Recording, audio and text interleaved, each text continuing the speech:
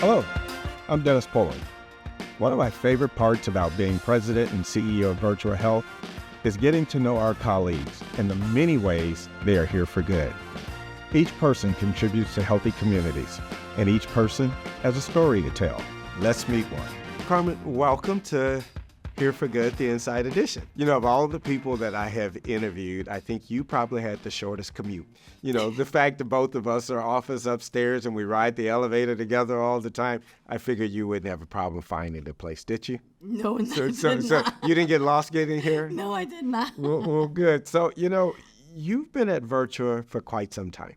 Yes. So how long have you been a part of the organization? And tell me a little bit about your job. I've been here 30 years. In June, it was actually 30 years. I work in the legal department. When I first started, I was just the regular bilingual legal secretary. That was my position. 30 years is a long time. So has your job evolved, or did you sort of start out doing what you're doing now? I started out, it was more in the patient field.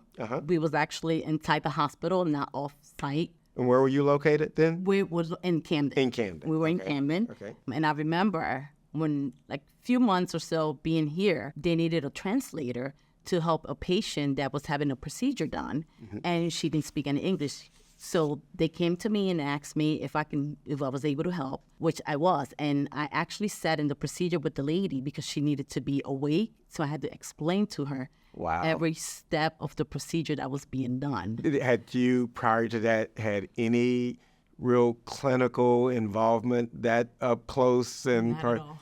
Did it throw you off a little bit? A little bit, but it was also exciting. But you got through it? Yes. Yeah. Yes. You know, Virtua over the last 30 years, it has changed. We're a much larger organization. It's a much more complex organization.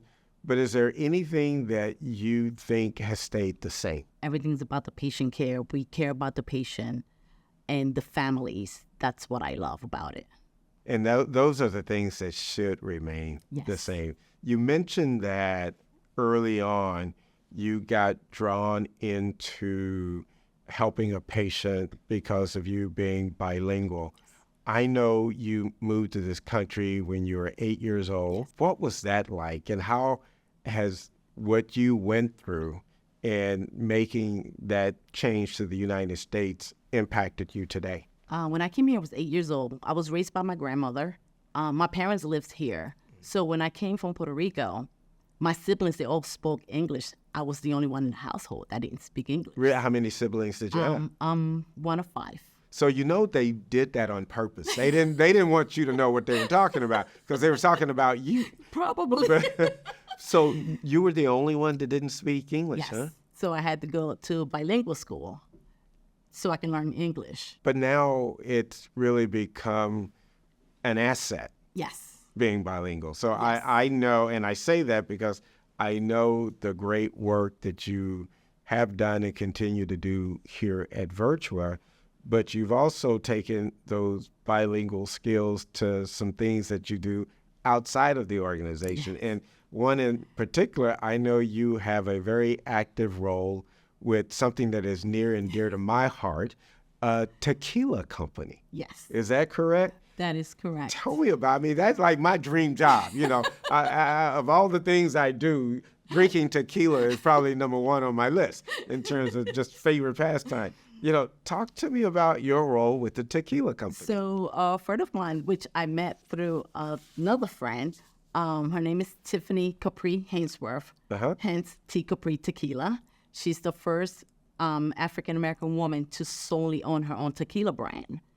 So in 2019, when I met her, she went to Mexico by herself, like, didn't know a lick of English. Spanish. Spanish, Yes.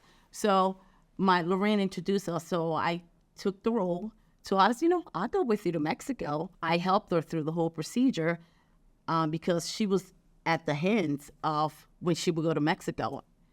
She just had to go by whatever they told her. Yeah, she just didn't have anybody to really... Exactly. Yeah, so let me get this right. So you work and provide a critical service to this tequila company. You know that the president and CEO of Virtua love tequila. you showed up to be a guest on his podcast and didn't bring 1 ounce of tequila with you. Well, maybe I do have a little surprise for you. So in other words, you are trying to make me eat my words that here I was talking about the fact that you showed up empty-handed. I've gotten cookies, I've gotten books, but I love tequila. Wow, what a beautiful bottle. Tequila Blanca. Wow. Thank you so much. I'm really glad I had you on now. So the last question about that, do you drink tequila? I don't drink alcohol at all. Okay, we're going to move on from that. I know that you've also been a very active volunteer in other areas. Yes. And one in particular that sort of caught my attention is called the Rainy Day College Foundation. Share with me what sort of inspired that and why that is so important to you. Rainy Day Foundation, it was founded by a girlfriend of mine, Lorraine Johnson. She actually used to work in the AP department here at Virtua. She created this organization from seeing when kids go off to college, they go off to college, you forget about them. Sometimes they don't have a meal plan, they don't have anything to eat. So her nephew was one of those people. And for that, she created this organization for us to be the bond between them going away to college and not having any support. Mm-hmm. So we have given over $60,000 in scholarships to different students, and we really focus on the kids from Camden. But what drew you? I mean, the cause is worthy without question, but all of us sometimes have certain things that sort of tug at our heartstrings, certain things that really draw us to it. What was it about that particular foundation, or what is it about this particular foundation that really drew you to it? To be honest, Lorraine begged me to be one of the board members because she didn't trust a lot of people, and that made me feel good that she trusts me to be her treasurer, to handle the money and make sure that nothing was taken. So I felt so honored that she thought of me that way for me to be part of her board of trustees. But you truly represent the fabric of this organization. I mean, having colleagues like yourself that not only give their all to the work that we do for this community, but you extend yourself to other areas to help those that might not otherwise have an opportunity to do many of the things that some of us get to do.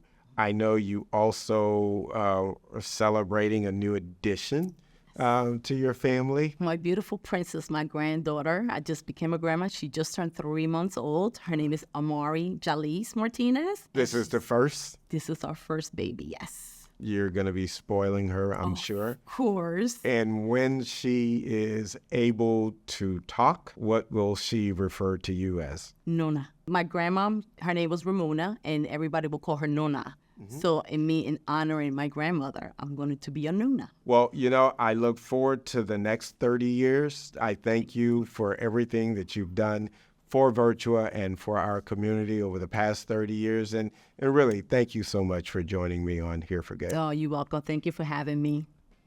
This has truly been a pleasure to talk with Carmen about all of the things that she's excited about and what she's doing to make sure that Virtua remains here for good in this community. Please join me next time for another edition of Here for Good, the Inside Edition.